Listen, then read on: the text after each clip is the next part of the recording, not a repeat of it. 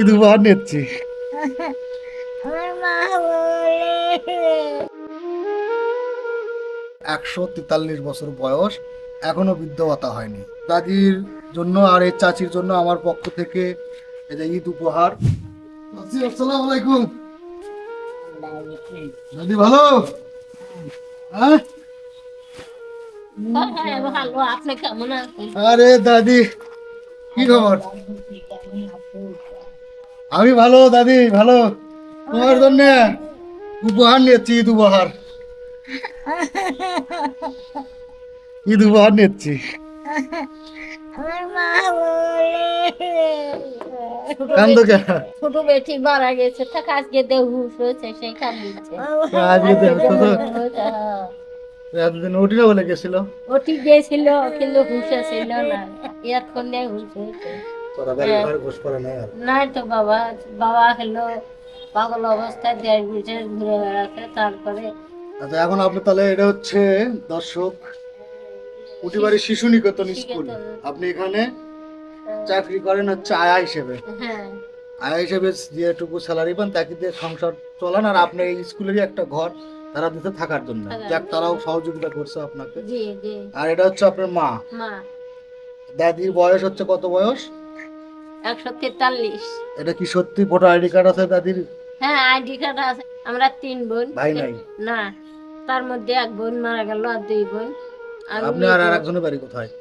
ফুটালি বাগান। আর যা মারা গেল তার বাড়ি? তাই হলো এখানেই ছিল কিন্তু দিল্লিতে গেছিল, ওখানে যাই মারা গেল। ওর স্বামীটা মানে খুব ইয়া ছিল, ওই যে রোগা ছিল, তাই ওখানে যাইয়া কাজ কাম করে খাওয়ার জন্য ওখানে নিয়ে গেছিল। ওর যে মামা আছে সেই মামার বাসায় নিয়ে গেছিল। তা নিয়ে যাওয়ার পরে আর আসতে দেয়নি, ওখানে তাই মাটি হচ্ছে কোন জায়গা? ওখানেই বেটে ও, আপনি তাহলে দেখতে পাননি আপনি বোন? ভিডিও কলে দেখাইছে। ভিডিও করে হ্যাঁ, দেখাচ্ছে। আচ্ছা video। হোক। আমি আজকে যে বাড়িতে আসছি এটা কোনো বাড়ি নয়, এটা একটা স্কুল। স্কুলে ঘরে হ্যাঁ। থাকে। আর এটা হচ্ছে দাদির বয়স, শুনলেন 143 বছর বয়স। মানে উনি কথা ঠিক মতো বলতে পারে না, এই বয়সে তাই হওয়া স্বাভাবিক, জ্ঞান ঠিক থাকার কথা নয়। এই যে মেয়ে মারা গেছে কয়েকদিন আগে, হুশ হচ্ছে আজকে মেয়ে মারা গেছে, আজকে কান্না করতেছে। আর দাদির জন্য আর এই চাচির জন্য আমার পক্ষ থেকে এই যে ঈদ উপহার। ঈদের আগে চাল 1 বস্তা আর আমাদের প্যাকেজ এবং চাল যেটা হয় সেটা নিয়ে আসছি। আর একটা কথা, সেটা হচ্ছে যে খুব দুঃখজনক এবং কষ্টদায়ক, সেটা হচ্ছে দাদি বৃদ্ধ ভাতা এখনো হয়নি। 143 বছর বয়স, এখনো বৃদ্ধ ভাতা হয়নি। না, আপনারা চেয়ারম্যান মেম্বারকে বা মেয়র কাউন্সিলরকে গালি দেওয়ার দরকার নাই, এটা তাদেরও দোষ নাই। এটা হচ্ছে তার এই যে হাতের ছাপ ছাপ, ওঠেনি। হাতের ছাপ নাই। হাতের ছাপ না থাকার কারণে সে বৃদ্ধ ভাতা পায় না।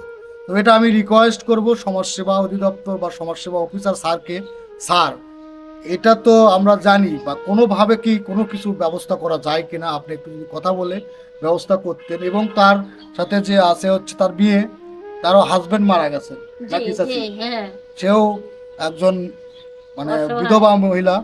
সে মানে কর্ম করে শিশু নিকেতন স্কুলে, অর্থাৎ কুটিবাড়ি শিশু নিকেতন। হ্যাঁ, অল্প একটু টাকা পায়, যে টাকা দিয়ে কোনো মতে খাওয়া দাওয়া চলে বা চলে না এই মা মেয়ের। আর এখানেই থাকে, একটু ঘরটা দেখাও, এখানে থাকে দেখাও বাবা, স্কুলের ঘর এটা।